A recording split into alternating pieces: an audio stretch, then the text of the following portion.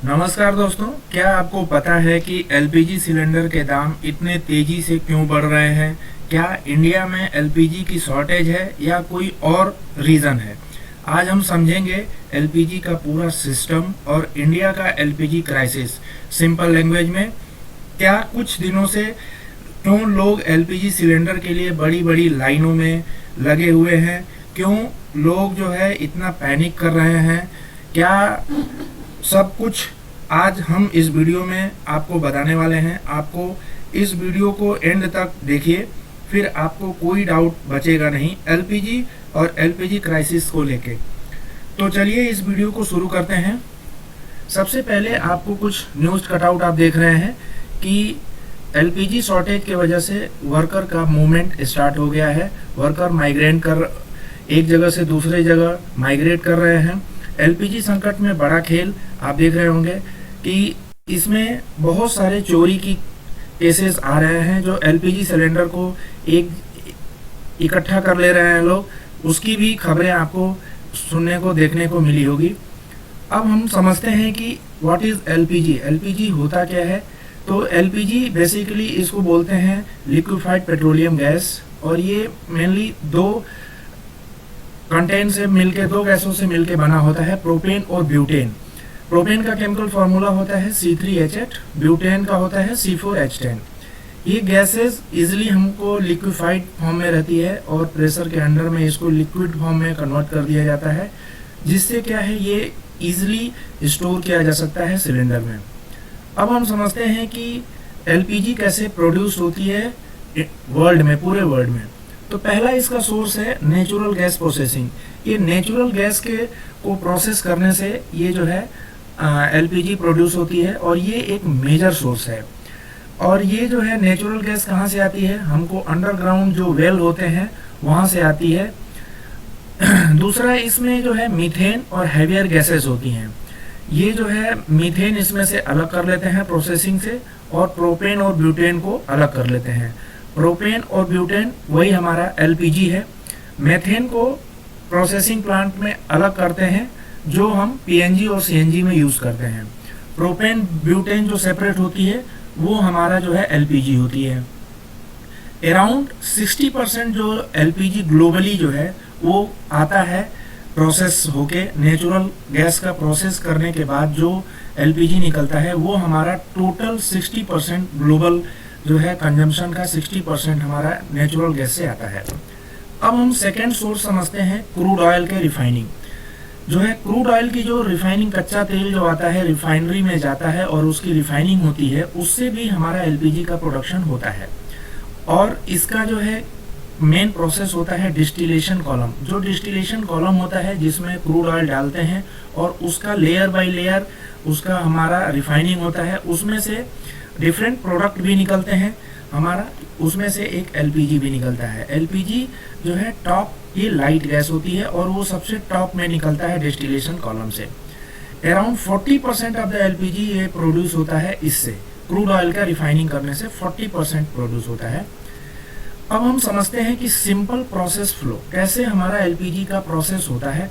Oil और natural gas को extract करते हैं अर्थ से इसको एक्सट्रैक्ट करते हैं, उसके बाद इसको रिफाइनरी में भेजते हैं या गैस प्रोसेसिंग प्लांट में भेजते हैं। उसके बाद उसमें से जो प्रोपेन और ब्यूटेन को सेपरेट करते हैं, उसके बाद इसको लिक्विड फॉर्म में कन्वर्ट करते हैं प्रेशर अप्लाई करके। उसके बाद इसको सिलेंडर में फिल करते हैं और ट्रांसपोर्ट इन द टैंकर, और या तो टैंकर में ट्रांसपोर्ट कर देते हैं। अब एलपीजी का यूज आपको पता है कि सबसे ज़्यादा जो है हमारे इंडिया में डोमेस्टिक कुकिंग के लिए यूज होता है घरों में। उसके बाद इसका कुछ कॉमर्शियल यूज़ भी होता है रेस्टोरेंट में, होटल में, एटसेट्रा में। इसका इंडस्ट्रियल यूज़ भी होता है हीटिंग करने के लिए, स्टील प्लांट एटसेट्रा में। अब हम समझते हैं कि मेजर एलपीजी एक्सपोर्टिंग कंट्री, सबसे ज़्यादा एलपीजी एक्सपोर्ट करने वाली वर्ल्ड में कौन कौन सी कंट्री है? तो सबसे पहले सबसे बड़ी एक्सपोर्टर है यूएसए। ये वर्ल्ड का सबसे लार्जेस्ट एक्सपोर्टर है एलपीजी का। जो सेल गैस के रिवोल्यूशन, जो सेल गैस निकलती है यूएसए में, उससे एलपीजी को ये सेपरेट करते हैं, और ये सबसे बड़ा वर्ल्ड में एक्सपोर्टर है यूएसए। उसके बाद सऊदी अरब है, उसके बाद कतर है, रसिया है, चाइना है और इंडिया। इंडिया जो है क्रूड ऑयल जो आता है उसको रिफाइनिंग करके, रिफाइनरी में जो रिफाइनिंग होता है उससे जो है हमारा एलपीजी का प्रोडक्शन होता है इंडिया में भी। लेकिन सबसे ज़्यादा यूएसए, फिर Saudi Arabia, Qatar, Russia, China. तो जितने भी हमारे खाड़ी के देश हैं वो मिडिल ईस्ट से सबसे ज़्यादा एलपीजी का प्रोडक्शन यूएसए के बाद होता है। उसके बाद हमारा हम समझते हैं कि LPG stored in liquid form. क्यों हम एलपीजी को लिक्विड फॉर्म में स्टोर करते हैं? तो इसका मेन रीज़न होता है कि ये ह्यूज प्रेशर अप्लाई करके इसको लिक्विड फॉर्म में करते हैं, बिकॉज लिक्विड फॉर्म में इसका स्टोरेशन, स्टोर और ट्रांसपोर्टेशन ये दोनों इजी होता है।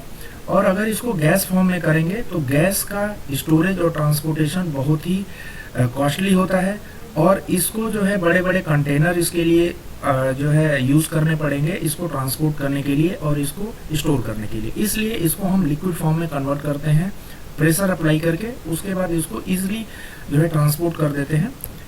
अब हम एलपीजी इंडिया में क्या है वो सबसे ज़्यादा इसका जो है एलपीजी कनेक्शन दिया गया था, आपको पता होगा, प्रधानमंत्री उज्ज्वला योजना के तहत। इसके तहत करोड़ आप कनेक्शन जो है इंडियंस को जो है पीएम उज्ज्वला योजना गरीबों को दिया गया था।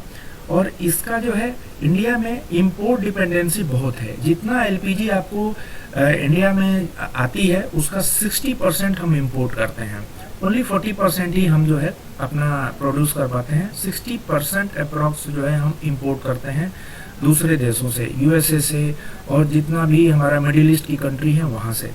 तो इनकी demand day by day increase ही होती जा रही है। अब जो एलपीजी की क्राइसिस आप देख रहे हैं ये क्यों है, इसके मेन रीजन को आप समझिए। इस पिक्चर में आप देख रहे होंगे कि एक स्ट्रेट ऑफ हॉर्मुज है जो अभी रिसेंट में यूएसए, इजराइल और ईरान का जो वार चल रहा है उसके वजह से ईरान ने स्ट्रेट ऑफ हॉर्मुज को ब्लॉक किया हुआ है। स्ट्रेट ऑफ हॉर्मुज को जो ब्लॉक करने से यहाँ से आप देख रहे होंगे कि 90% जो एलपीजी होती है जो आती है इंडिया में वो इसी पाथ को फॉलो करती है। जो शिप्स होते हैं वो मिडिल ईस्ट से, यूएसए से आते हैं और इसी पाथ को फॉलो करके इंडिया में पहुँचते हैं। अब यहाँ पे वार होने की स्थिति में, वार होने की वजह से ईरान ने इस स्ट्रेट को ब्लॉक कर दिया था, जिससे हमारा 90% एलपीजी अफेक्ट हो गया। उसके वजह से हमारे इंडिया में जो है सप्लाई डिस्टर्ब हो गई और सप्लाई डिस्टर्ब होने की वजह से जो है इंडियंस को जो है एलपीजी सिलेंडर नहीं मिले, जिसकी वजह से पूरा क्राइसिस हो गई। आप देखे होंगे न्यूज़ में कि लोग बड़े बड़े लाइनों में लगा के लोग पैनिक कर गए हैं, वेट कर रहे हैं अपने एलपीजी सिलेंडर के लिए। अब कुछ स्थिति सामान्य हो गई है, बिकॉज कुछ एलपीजी के शिप्स जो हैं वो अपने मिडिल ईस्ट से, यूएसए से, स्ट्रेट ऑफ हॉर्मुज से आ गए हैं, जैसा आप न्यूज़ में देखे होंगे। नेक्स्ट समझते हैं कि क्या क्या इसके मेजर रीजन्स हैं। अभी इसके मेजर रीजन्स तो ये वार है जो यूएसए, ईरान और इजराइल के बीच में चल रहा है, जिससे स्ट्रेट ऑफ हॉर्मुज जो है ब्लॉक होने की वजह से ऐसा हो गया। उसके बाद ग्लोबल क्रूड ऑयल प्राइसेस भी बढ़ गई, जिसकी वजह से क्रूड ऑयल की प्राइसेस अगर बढ़ेगी तो उससे सेपरेट होने का जो प्रोसेस है, उससे नेचुरल गैस से बनाने का और उससे एलपीजी बनाने का प्रोसेस, उसकी भी प्राइसेस बढ़ गई। हमारे इंडिया में इंपोर्ट डिपेंडेंसी जो है मिडिल ईस्ट पे सबसे ज़्यादा है और यूएसए पे। और तीसरा चौथा रीज़न है कि जो रुपया हमारा डिप्रिशिएट कर रहा है उसकी वजह से भी इसकी क्राइसिस जो है बढ़ रही है। इसके एलपीजी के जो दाम हैं, एलपीजी के जो प्राइस हैं वो बढ़ रहे हैं। अब हम समझते हैं इम्पैक्ट ऑन पीपुल, लोगों पे इसका क्या प्रभाव है। सिलेंडर के प्राइसेस बढ़ते जा रहे हैं, सिलेंडर के प्राइस अप्रॉक्स 1000 रुपीज़ पर सिलेंडर हो गया है। लोगों पे इसका फाइनेंशियल बर्डन बढ़ गया है और शिफ्ट टू ट्रेडिशनल फ्यूल, और इससे बचने क्या हुआ है, अब लोग जो है ट्रेडिशनल फ्यूल्स पे शिफ्ट कर रहे हैं, जैसे वुड, कोल एटसेट्रा। आप देखा होंगे कि रेस्टोरेंट में और बड़े बड़े होटलों में अब लोग कोयले पे, लकड़ी पे खाना बनाना स्टार्ट किए हैं। कुछ रेस्टोरेंट जो है, होटल जो है ये शट डाउन हो गए due to inability of LPG cylinder. उनको एलपीजी सिलेंडर टाइम से नहीं मिलने की वजह से वो शट डाउन हो गए, आपने न्यूज़ में देखा होगा। अब हम गवर्नमेंट का एक्शन इसके ऊपर क्या है। गवर्नमेंट ने अभी क्या है कि बहुत सारे शिप्स जो है अप्रॉक्स टिल नाउ, अभी आज के डेट तक 4 शिप्स जो है वो इंडिया में एलपीजी की पहुंच गई है स्ट्रेट ऑफ हॉर्मुज में, स्ट्रेट ऑफ हॉर्मुज के रास्ते से निकल के। उसमें क्या है, गवर्नमेंट ने पहला एक्शन लिया है कि सब्सिडीज दे रही है और उज्ज्वला योजना के तहत जो जितने भी कनेक्शन है सब्सिडी दे रही है, और प्राइस का रेगुलेशन करने के लिए एक बॉडी बनाई है। और गवर्नमेंट ने जो है नो नीड टू पैनिक न होने के लिए एडवाइजरी जारी किया है। एलपीजी सप्लाईज जो है डोमेस्टिक जितना रिक्वायरमेंट है वो जो है दे रही है, उसको प्रायोरिटाइज किया है इंडिया ने, गवर्नमेंट ऑफ इंडिया ने। उसके लिए कुछ टोल फ्री नंबर्स जनरेट किए हैं, और जितना भी कुकिंग के लिए अल्टरनेटिव्स का भी उन्होंने जो है एडवाइजरी दिया है कि इंडक्शन कुकिंग को, पीएनजी को यूज़ करिए, ये सब को उन्होंने जो है रिकमेंडेशन गवर्नमेंट की तरफ से दिया गया है। अब गवर्नमेंट का कहना है कि जितने मार्केट में जितना ही सोशल मीडिया पे अफवाहें हैं उस पर आप ध्यान न दें। सिलेंडर, आप अपने सिलेंडर का वेट करें, आपके डोर स्टेप डिलीवरी का इंतज़ार करें, आपका सिलेंडर आपको पहुंचेगा टाइम पे। उसके बाद सुजाता शर्मा जो संयुक्त सचिव हैं पेट्रोलियम मंत्रालय की, उन्होंने एक प्रेस ब्रीफिंग की थी, उसमें उन्होंने बोला था सभी राज्यों के पास पर्याप्त एलपीजी सप्लाई उपलब्ध है। पिछले एक हफ्ते में 11,300 टन कमर्शियल एलपीजी उपभोक्ताओं को दी गई है। इस सप्लाई का 50% शिक्षण संस्थानों और अस्पतालों को मुहैया कराया गया है। तो इसलिए एलपीजी के अफवाहों पर पैनिक न करें, अभी स्थिति सामान्य बनी हुई है, आप एलपीजी के सिलेंडर अभी मिल रहे हैं। यूएस जो है, यूएस से शिप जो है कैरिंग एलपीजी रीचेज इंडिया, अभी एक न्यूज़ आई है कि यूएस से जो शिप एलपीजी लेके आई है वो इंडिया में पहुंच गई है, मिडिल ईस्ट क्राइसिस के होने के बावजूद भी। आप दूसरा कटआउट देख रहे हैं कि LPG from US, crude from Russia reaches India, Russia से क्रूड ऑयल और एलपीजी यूएस से अभी ये पहुंच गया है। टोटल 22 शिप्स जो है पर्शियल गल्फ में एलपीजी के हैं, 1 बाई 1 सारे जो है वो स्टेट ऑफ हॉर्मुज से पास होके आ रहे हैं इंडिया में। अभी जो आप एक दूसरा देख रहे हैं कि प्राइम मिनिस्टर नरेंद्र मोदी जी ने ईरान के प्रेसिडेंट से बात किया है, और उन्होंने स्टेट ऑफ हॉर्मुज से अपने एलपीजी के कंटेनर्स जो हैं, एलपीजी के शिप्स जो हैं, उनको आने के लिए परमिशन बात करके उन्होंने स्टेट ऑफ हॉर्मुज को ओपन कराया है, जिससे स्थिति अभी सामान्य होती जा रही है। देख रहे हैं आप, ये एक शिप्स है, ये जो इंडिया में आ गया है, ये पहुंच गया है एलपीजी लेके स्टेट ऑफ हॉर्मुज से।